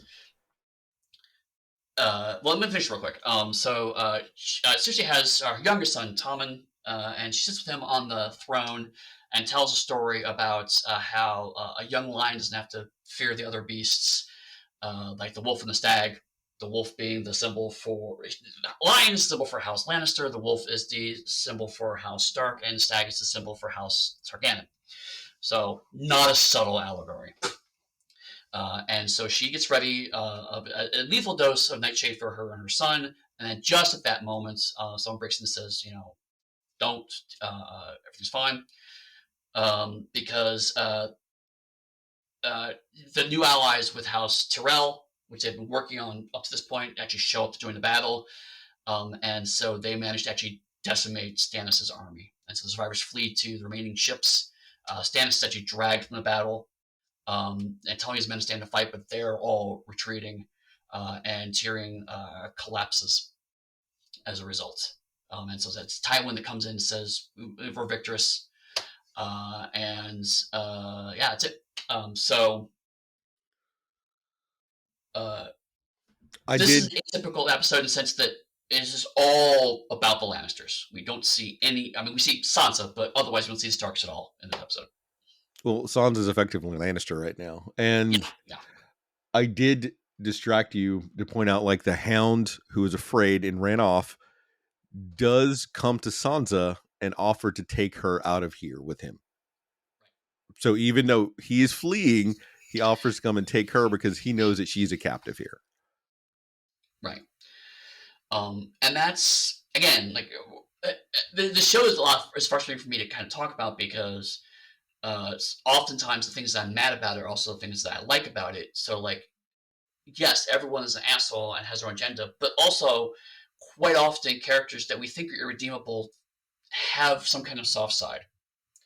In this case, the Hound. It has a shred of honor. It is just a shred, but it is there. And he goes on a different journey with Sansa for a while after this. He comes, but then we get a glimpse back to Sansa's character, who in first season, Sansa was wowed by the court and pretty things, and Sansa's too afraid to go with the Hound because the Hound looks like a villain. He is a villain, but he looks like a villain compared to Joffrey and everyone else who doesn't look like villains but are villains. And she stays with the pretty. Right, and that's something they talk about is, like, she's wrapped up into the romance of court and being a queen and whatnot, and she's steadily finding out that's not true, which is an interesting character arc, but explicitly the way the HBO show shows how Sansa is treated shifts it from a naive girl that comes to realize the reality of court life to explicitly sexualizing an abuse victim. Mm-hmm. And so Sansa is, and on top of it, fandom generally thinks Sansa's a bad character. They don't like Sansa, and it's like, I think a lot of that's because of how the show decided to portray her. I haven't read the book, so I don't know the difference. My memory of the books is that Anya is seen as more kind of naive young kid, and Sansa is still naive, but at least because we're inside of her head, we see her adapting very quickly. the show doesn't seem to show that adaptation as much because most of her presentation is her being deferential to Joffrey, deferential to Cersei, whereas in the books we see she's doing that as a survival mechanism. And it's not as clear in the show. The show later backfills that, but I think it's a little too late. And also, again, the book kind of glosses over some of the abuses that the show explicitly details. Interesting. I still don't think I'll ever read the books, but it's interesting. Anyway, anything else Blackwater before we move on?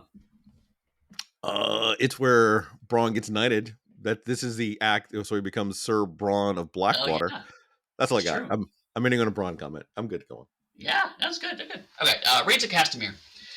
Oh, right. So the other thing was like the big twist, as it were, is that everyone thought that Lannister would be killed off because that's what happened. Season 9 was like, the Baker, so make Lannister be killed off, and then they didn't.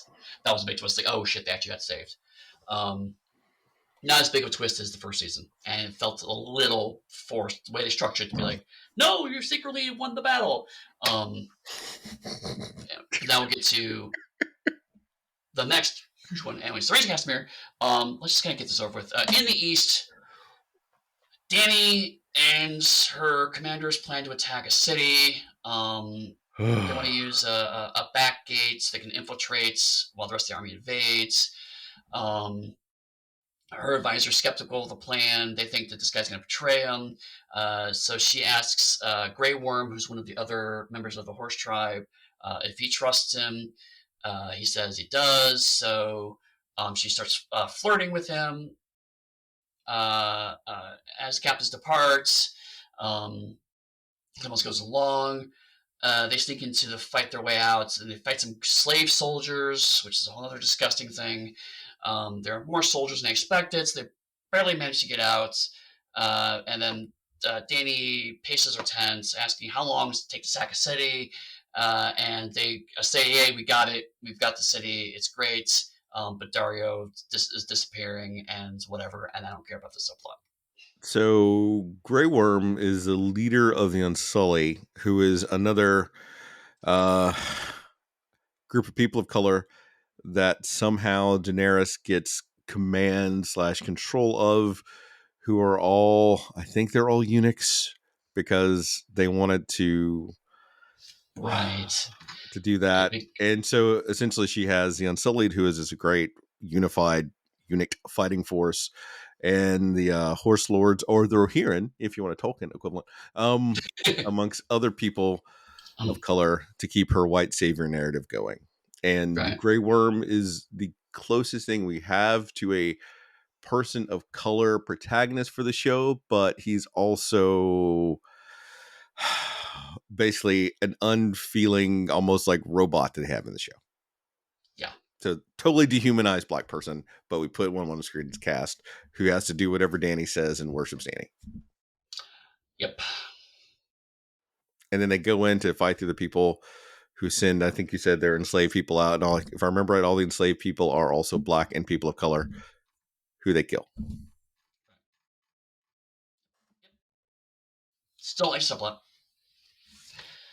The wall. Okay. Around this time, there was a huge outcry, I think, here about how racist this show is. And people were like, are you saying that you want people to stay enslaved and she shouldn't have freed them? It was the comeback from white people, by the way, in case you want to know what social media was talking about. Oh, my God.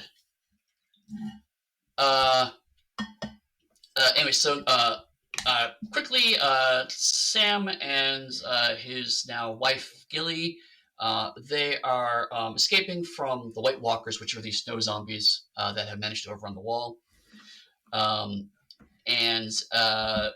They talk about they're close to the Night Fort, which is the original headquarters for the Night's Watch, which is abandoned when their numbers dwindled.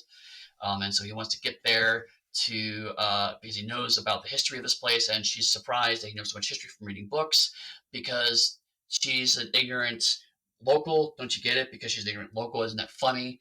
And this is another subplot that I don't like quite as I hate it as badly, but I still don't like it. If I remember right, the kid is not Sam's. If people are curious, It's No, he her basically was protecting them father's. because abused her or something. I think it was their father that had daughters that was doing incestuous relationships, if memory serves. It's all very Oh, hazy yeah, because that's I only right. watched Game of Thrones once. Yeah, uh, but Sam is awesome, and I am disappointed that that Valerian steel dagger that he has, he just leaves after it shatters a frost zombie. That is a weapon you'd keep. You just wouldn't leave it. yeah, yeah. Uh, Samuel's another character that kind of I think grew in interest as people wanted to follow more because they wanted to find any characters at all that were worth a shit in the show. Because Samwise Gamgee is the best hobbit. He carried Frodo up I that hill. Sam could have carried the ring without being corrupted. swear to God, I know it's Samuel, but my brain comes with Samwise because he's so Samwise. I stand by that the Lord of the Rings trilogy are not about Frodo, they're about Sam. And I can Frodo see is that. Sam's sidekick. I can see that. We're going to cover Anyway, Tolkien one so day. I want you to know that. yeah, someday. So let's talk about a group we haven't talked about much yet, which is Bran. Bran Stark is another one of the Stark kids. Um, and we get to another trope I hate because Bran is disabled. He can't walk, but he has magic powers to compensate because he can possess animals. And um, so they're going through the gift, which is a stretch of lands that was gifted to the Night's Watch by the Wall thousands of years ago. And basically, the Watch use it to it's their logistical support line. They use it to get like for hunting and for getting wood and whatnot. Um, and basically, they're like explain and Bran explains that the wildling attacks, which are the people that uncultured savages that live around the area come over the wall and sometimes attack the people in this area. And so they don't stay here anymore, but still the watch uses it for support. Um, and then Bronze has an image. He talks to. Okay, so all the subplot we kind of really glossed over, but all the Stark kids when they were young ended up adopting a series of wolves and became connected to the wolves. I haven't brought them up because the wolves generally die throughout the first 3 seasons because CGI wolves are expensive. I'm sure there's other reasons, but that's the main Do you reason. know if the wolves survive in the books? They also die in the books, actually, yes. Because when I first watched it when it came out, I loved the fact they discovered like these cool dire wolves. I thought they were going to be super cool, part of the Yeah. plot, and nothing. This one of the big disappointments is a total lack of use of these wolves. I will say the wolves are more prevalent in the books. They were kind of marginalized in this show a bit more. The wolves, because again, like if you're looking from a character perspective, you can have the character going, "I'm not going to possess 3 eyes of my wolf," and then you can see my wolf doing cool stuff, but you can't really do that in the show as easily without a lot of CGI money. So they kind of just get told, "Oh yeah, my wolf did this thing." But yeah, no, that his wolf gets murdered. Um, his wolf called, and first, his wolf's called Shaggy Dog. She's like, "Oh, it's so cute," and he just gets fucking murdered. Uh, but the since we've talked about the other one, let's talk about the otherism here. Because it's the look, we have a disabled protagonist. That's so great. It's like no, what you have is he's not useful, so we give him magic power to make him useful, and so and then through all of that, we could have other people tell him how he's really useful, despite the fact that he's disabled. But isn't it great that you have this magic power that makes you special? Because if he didn't have magic power, he'd be a worthless piece of shit that we'd leave on the side of the road. Do you even want to talk about Hodor? No, because Hodor is the exact same camp. Hodor literally is a mentally challenged character who spends several seasons being abused by multiple years cast so that he can die to hold a fucking door. Because that's his name, Eddie. Hodor. Hold door. Oh my god. Uh, Oh. yeah, that was a big twist like season 5. That was like their episode 9 twist, and it was Everyone's like, "Oh my god, it's amazing! He's such a strong sacrifice." It's like, no, he was. They literally abandoned a disabled guy to protect their lives. Since we're just spoiling Game of Thrones now. The Yeah, reason Braun is here though, Eddie, is because Braun has the greatest story, and that means he must be king. yeah, I forgot about that. I Um, didn't, because I'm still, oh God. yeah, that's right. I forgot about the chosen one narrative. Uh, and also, there's also Jon Snow and his current woman Ygritte are doing some stuff. And it's okay. I just don't really care about it because it's kind of mixed into with all the Braun stuff, and I just the But you Braun three should eye rave stuff care. I don't like. You should care because at the end of the day, Jon Snow, you know nothing. That's all I remember from the Ygritte and Jon relationship is her Right, constantly saying, Jon Snow, you know nothing. right. And Great that meme. became a meme for a good long time. Right. Okay, so anything else, or do you want to just go into the Red Wedding? It was no, I don't have. I could do a whole bunch of jokes, so I'm not going to do it. Let's go to the Red Wedding. Right. Okay, so basically, if you remember a long time ago, Rob agreed to marry someone in exchange for support. He bailed. He said, "Nope, not going to do that." Found somebody else he loved instead. He's A now being nurse called. that worked in his camp. Yes. Um, and so he is being called by the House Frey, and Frey's like, "Listen, you need my help. You're going to pay for what you did, which means you're going to marry one of my daughters." Uh, Edmure, no, Edmure Frey is played by the same guy who now plays the first Doctor in modern Doctor Who, which is a very different character. So when I rewatched this, I had forgotten that was the same actor. I'm like, oh, I'm getting serious horrible eyes because Frey is a man who has sex with his children to have more children, so he can have sex with them. So he has lots and lots and lots of daughters. It is a somehow manages to make the Lannister incestuous relationship seem somewhat palatable by comparison. He literally treats his daughters as just slaves, and so we have the Starks trying to suck up to him, and so like the whole point of this is that the Freys are reprehensible, and that's the whole point. Is that we're not supposed to like them. We're supposed to hate them a lot. And it's supposed to be Rob and his mom are putting up with it because they really need the help to help their armies. And so they arrange for the wedding, and so they have the wedding, a big feast, and there's and Rob gets taken off to so that they could show the wedding's been consummated, and the band starts to play the Rains of Castamere. And the Rains of Castamere specifically is a song about Lannister's decisive and brutal victory over House Rain of Castamere years ago. And they still realize, oh, wait a minute, that's a Lannister victory song. And as is playing, the head of House Frey is raising his toast, and one of the knights notices that he's actually wearing armor. So some of the people in the band are wearing armor, and it turns out the whole thing is a trap. He flashes her his And, armor right before he does it. right? Yeah, yeah. So uh, basically, Caitlin tries to scream a warning to Rob, but Lord Walder, his name, calls for attack, and basically starts to murder all of the Starks.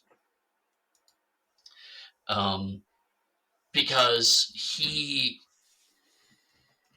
thinks that he should be the king of the North, and he has not forgiven the insult that Rob gave him and his family, because he feels like the Starks have constantly looked down on his family, and he's just had it. So he's actually made a deal with Lannisters to try and murder as many Starks as possible. He's not wrong. They have. Right, and that's the thing. It's like he's not incorrect. the Starks have traditionally treated badly. Rob straight up did do this, and he is trying to come back and beg for forgiveness. And Frey's just like, nah. And they did it with good reason, but still, they did it. And specifically, when Rob gets stabbed, the other big meme is it whispers his ear, the Lannisters send their regards, to make it clear that he knows what happened before sorry, not before Rob gets stabbed, before his wife gets stabbed. And specifically, she gets stabbed in the stomach where she's pregnant to make absolutely sure that his offspring dies.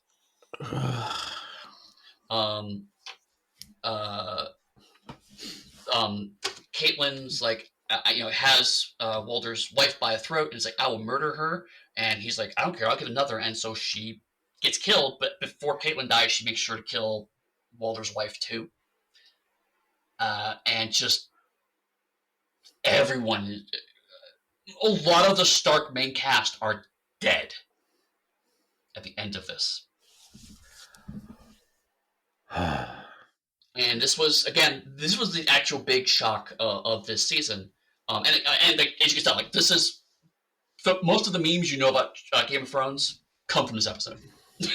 Right? Lannisters their regards. You're nothing, Jon Snow. Most of this episode got imprinted on a lot of people.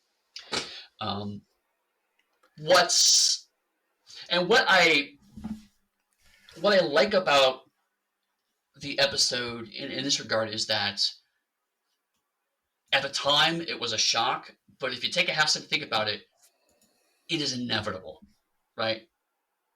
The Starks, and Rob specifically, should have seen this coming. Mm-hmm. The only twist here really is that the Freys actually banded with the Lannisters in this regard. But even that feels almost tacked on, you know? And part of me has an issue with the writing of this, given the fact that none of the Starks really had any weapons or anything. Even if you're jumped, there should have been at least a little bit of a fight back, but there's just like nothing. And I agree with that. But I will say also, this season had really portrayed Rob as his naivety slowly taking advantage of him. So it did feel, at least I remember feeling natural consequences of Rob's continuing naivety. even so, Caitlyn should have been prepared because she has been shown to be the pragmatic one Agreed. throughout all the seasons. Agreed. It's not perfect. And this is kind of where I was talking about earlier, in the sense that it was a genuine shock, but the show overrode it. They adjusted and nudged and moved things to try to emphasize that shock moment to the point where it actually, if you think about it, diminishes. Because you're right, like, there should have been more of a fight. Caitlyn should have been a little more aware. The Lannister bit didn't need to be tacked on.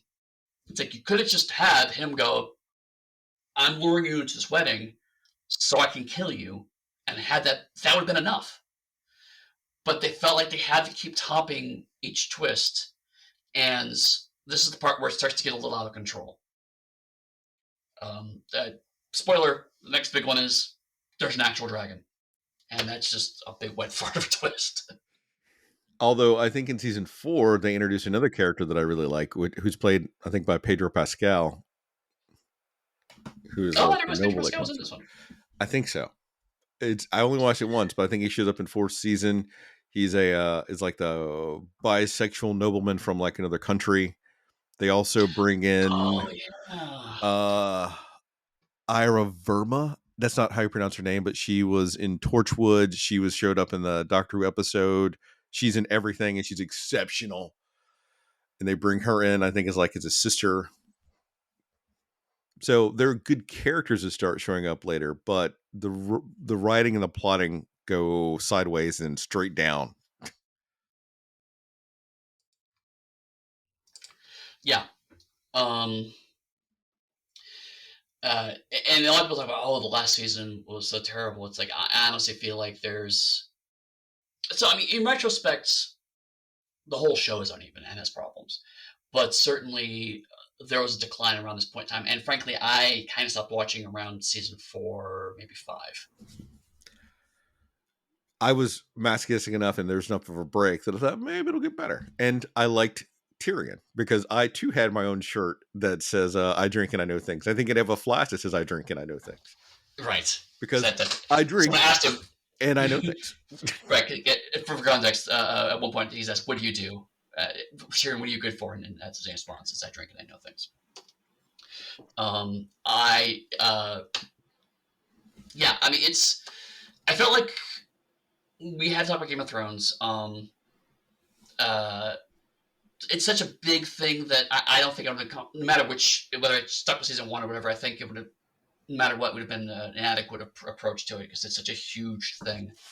And as much as we talk about some of the problems with it, and they are genuine problems, uh, it doesn't change the fact that how people perceived fantasy television fundamentally changed. A lot of shows that come after this are chasing this show's success. Yeah. So, Chris, what shows are we chasing the success that we're going to talk about next? Well, but we're not done with Game of Thrones yet. Next week we're going to do Game of Thrones Part 2, Return of the Dagger. On the whole, I want to talk a little bit more about Game of Thrones seriously, is that I've paid attention to us as we've gone through. I know it's shocking. As we've gone through all the different fantasy episodes. But this one we have sighed more and had more frustration with than any of the shows before it. Yeah. Which I think is utterly fascinating, given the quality of the show, the acting in the show, the budget of it, and everything blows everything else out of the water that we've done. And so it's just so weird. Well, so I think there's a couple of reasons for that. One is, frankly, the expectations, both before and after, right? Game of Thrones was for a lot of people their first real exposure to fantasy, and so um, a lot of stuff in the past 15 years have been some form of, well, it's like Game of Thrones, because that's how an audience approaches to it. In the same way that lots of people who've never seen a zombie movie go, oh, but I know The Walking Dead, right? So the things that people liked about the show, they don't have any other fantasy shows in their head to compare it to. And so they don't see them as failings. Whereas you and I, because we're looking at this both as people who are at least familiar with fantasy and also have explicitly watched shows before this, can see kind of the progression. And so when you look at this now, it's a very busy show. It's really 3 or 4 shows put together. Yeah. And when I said before, like, not much happens in episodes, it's not because there's nothing going on. It's because the opposite. There's too much going on. It's trying to cover so many different subplots that there's no net progression until these big twists, and by then you're almost at the end of the season. Do you think this is one of the shows, regardless of like the final season, where the writers wanted to move on to some Star Wars project, so they like scuttled the last season, and then they didn't get their Star Wars project because it was so badly received? Do you think this is one of the rare shows that it should have been 13 episode seasons? Because these episodes themselves are longer, which still isn't enough time to fill it. Unlike the old Netflix shows that were 13 episodes, that should have been 9. Honestly, I think so, but also I think it should have gone back something closer to the books, where of the 3 episodes we watched, I actually liked Blackwater the best because it strongly focused on one event, right? I feel like going that whole battle and watching the time to watch Tyrion make those decisions and watching the Lannisters fall apart only to be salvaged at the last minute and learn nothing as a result of it. Because that was all one episode, I felt like that was a stronger episode. But if that had been chopped up at the other episodes, that would have been over the course of 2 or 3 episodes. And I think that all subplots as a result, like Sansa takes forever to get started as a character, right? It takes her so long to get started as a character. Anya takes so long to get started as a character. Bran barely shows up. It's like, oh yeah, by the way, he's also here, right?